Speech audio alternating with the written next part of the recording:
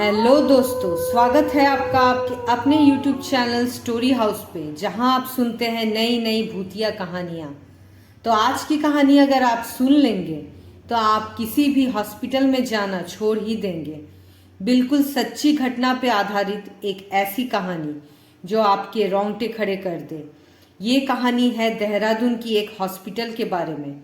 लोग तरह तरह की बातें करते हैं इस हॉस्पिटल के बारे में। कहा जाता है ये शहर का मशहूर हॉस्पिटल हुआ करता था एक जमाने में।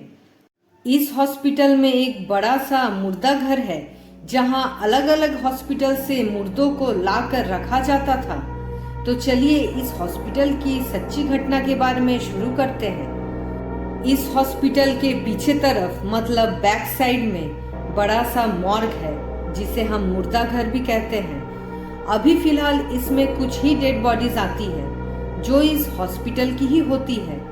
आज 12 फरवरी की तारीख है। रोज की तरह मॉर्ग में दो गार्ड हैं, एक अशोक और एक संतोष। अशोक यहाँ नाइट ड्यूटी में रहता है ज्यादातर और संतोष की ड्यूटी डे शिफ्ट की ही होती है। 12 फरवरी की रात अशोक की अचानक से तबीयत खराब हो जाने के कारण संतोष को नाइट ड्यूटी दिया जाता है। आज रात संतोष इस मुर्दा घर की रखवाली करेगा। रात के 9 बज रहे थे, तभी मॉर्ग के लैंडलाइन वाले फोन में एक कॉल आती है।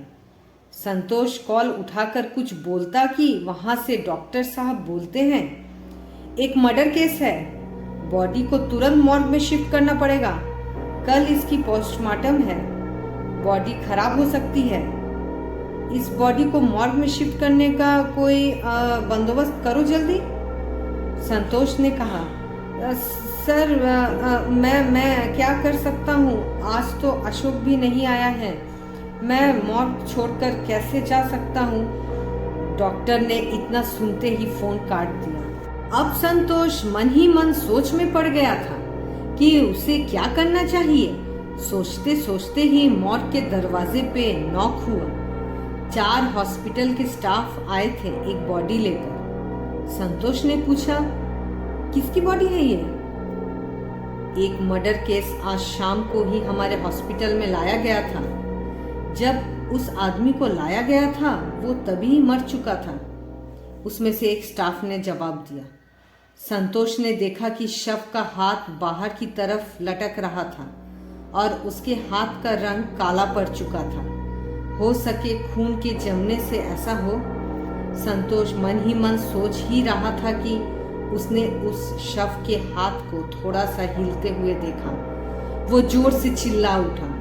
बाकी लोग जो वहां खड़े थे वो सब हैरान थे ये सोचकर कि संतोष को अचानक हुआ क्या है। फिर संतोष को लगा ये सब उसका वहम है। संतोष ने उस मुर्दा घर में उस लाश की जगह बना ली थी। उस लाश के पैर की उंगलियों में नंबर लगा दिया गया था।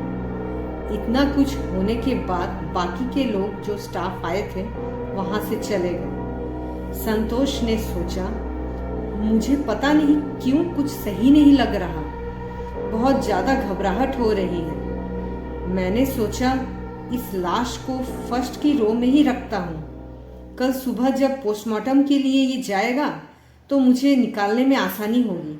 संतोष वहां पे ये सब सोचते सोचते स्ट्रेचर को पकड़ता है। तभी उसे ये महसूस होता है कि उसके हाथों को किसी ने रोक रखा है। जब देखा तो उसके होश ही उड़ गए। उसके हाथों को उस लाश ने पकड़ के रखा हुआ था और तभी उस शव के चेहरे से सफेद रंग की जो चादर थी वो उड़ गई। उस शव का चेहरा भयावह था, पूरे चेहरे के चित्रे उड़े हुए थे और सबसे अजीब बात तो ये थी कि उस शव की आंखें बिल्कुल खुली हुई थी, मानो ये लग रहा हो कि वो संतोष को ही देख रहा है। संतोष चिल्लाने लगा जोर जोर से, मेरी मदद करो, मेरी मदद करो, कोई है यहाँ पर। उसकी मदद करने के लिए वहां पर कोई भी नहीं था। लाइट्स भी ऑन ऑफ हो रहे थे। बस 1 से 2 सेकंड में फिर से सब नॉर्मल हो गया। लाश अपनी जगह ही लेटी हुई थी और संतोष मॉर्ग के एक कोने में खड़ा था। ये सब क्या संतोष सपने में देख रहा था? संतोष जैसे तैसे थोड़ा पानी छींटकर अपने आप को फ्रेश करता है। फ्रेश होने के बाद संतोष फिर से उसी कुर्सी में बैठ जाता है जहां पर वो अक्सर बैठा करता था। रात के अब 1 बज रहे थे। पूरा हॉस्पिटल सुनसान पड़ा था। वैसे भी ये मॉर्ग हॉस्पिटल के बिल्कुल पीछे था। इसका कनेक्शन हॉस्पिटल से ज़्यादा कुछ था नहीं। अब संतोष को थोड़ा थोड़ा डर भी लग रहा था। वो इस मुर्दा घर की ड्यूटी को 10 साल से कर रहा था, पर आज जैसी इसकी हालत पहले कभी नहीं हुई। संतोष ने ना चाहते हुए भी अशोक को फोन लगाया। उसने अपनी पूरी मन की बात बोल डाली, और बोले भी क्यों ना, वो तो किसी से कुछ शेयर भी तो नहीं कर सकता। अशोक ने जब सुना तो उसे लगा संतोष ने ज्यादा पी रखी है, इसीलिए शायद उल्टा सीधा बक रहा होगा। कुछ देर बात होने के बाद संतोष को नींद आने लगी, इसलिए उसने फोन कट कर दिया। अब उसने सोचा कि थोड़ा रेस्ट ले लेता हूँ। वो पता नहीं कैसे गहरे नींद में सो गया था। अचानक से उसकी आंख खुली तो उसने सामने वाले लेटे हुए लाशों को देखा। सब ठीक ही था कि संतोष की आंखें एक ऐसी जगह रुकी जिसे देखकर उसके रोंगटे खड़े हो गए। जो लाश आज रात को आई थी, जिसके बारे में डॉक्टर साहब बोल रहे थे, वो लाश अभी फिलहाल अपनी जगह से उठकर बैठी थी। उस लाश के मुंह से चादर सरक चुका था। वो भयावह मंजर संतोष के समझ से परे था। संतोष क्या देख रहा था उसे समझ ही नहीं आ रहा था। वो शव उठकर बैठी हुई थी। सफ़ेद चादर थोड़ी सी सरक चुकी थी। एक आंख बाहर की तरफ निकली थी और एक आंख ढकी हुई थी। जिस्म में 1000 से भी ज़्यादा चाकू के निशान। छाती पूरे तरीके से लहूलुहान थी। बायां हाथ आधा कट के लटक रहा था।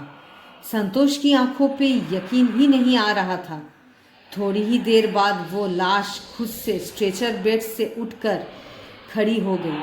संतोष कुछ समझ ही पाता उतने में, बिल्कुल सेकंड्स में वो लाश घुटनों के बल रेंगते हुए उनकी आंखों के सामने आकर खड़ी हो गई। उस लाश की आंखों से खून बह रहा था, अजीब सी सड़ने वाली दुर्गंध। उसने संतोष की आंखों में देखकर उसे मानो वशीकरण कर लिया हो। अब वो जो बोलेगा संतोष भी वही बोलेगा। वो जो दिखाएगा संतोष भी वही देखेगा। उस लाश ने संतोष के कानों में कुछ कहा। उसने कहा, मेरा नाम विकी था। मैं इस शहर का मशहूर व्यापारी हुआ करता था। मुझसे सब बहुत प्यार करते थे। मेरे साथ मेरा भाई भी उस व्यापार में हिस्सेदारी रखता था। मेरा भाई मुझसे प्यार का दिखावा करता रहा और मुझे पता ही नहीं चला। उसने अपने नाम मेरी सारी जायदाद लिखवा ली। यहाँ तक कि मेरे बीवी और बच्चों के हिस्से भी उसने ले लिए। और मुझे कल शाम पार्टी में नशा की दवाइयाँ खिलाकर मुझे चाकू भोंक कर मार दिया गया। मैं अभी भी तड़प रहा हूँ। मेरी आत्मा को न्याय चाहिए और वो तुम मुझे दिलाओगे। संतोष इतना सुनते ही कुछ पूछता कि उस लाश ने हंसकर कहा, मेरा भाई कल पोस्टमार्टम रिपोर्ट बदलने ज़रूर आएगा। तुझे बस उसे मेरे पास लाना है, और अगर तू ऐसा नहीं करेगा तो समझ जा अगला नंबर तेरा होगा। नहीं नहीं, मैं लाऊंगा उसे, मैं लाऊंगा। इतना कुछ बोलते बोलते वो लाश अजीब तरीके से कांपने लगी और कांपते कांपते झुक झुक के चलते चलते फिर से अपने स्ट्रेचर वाले बेड पे जाकर लेट गई। ये जो संतोष ने देखा और सुना ये यकीन करने लायक नहीं था। जैसे तैसे वो रात बीती। संतोष अपनी ड्यूटी खत्म करके वापस घर जा ही रहा था, तभी मुर्दा घर में 3 से 4 डॉक्टर्स आए। वो कल वाली लाश के बारे में ही बात कर रहे थे। उसने सुना डॉक्टर्स बोल रहे थे आज मॉर्निंग 10 बजे तक पोस्टमार्टम करते हैं। ये तो मर्डर केस है ना। इसकी वीडियो की एक कॉपी पुलिस के पास जाएगी और एक कॉपी इसके भाई के पास और एक हॉस्पिटल के पास रहेगी। डॉक्टर्स अपने में बातें कर रहे थे। पोस्टमार्टम जल्दी ही करना होगा क्योंकि चाकू के जो निशान हैं और फिजिकल असॉल्ट के दाग शायद मिट सकते हैं ज़्यादा अगर लेट होगा, उसमें से एक डॉक्टर ने कहा।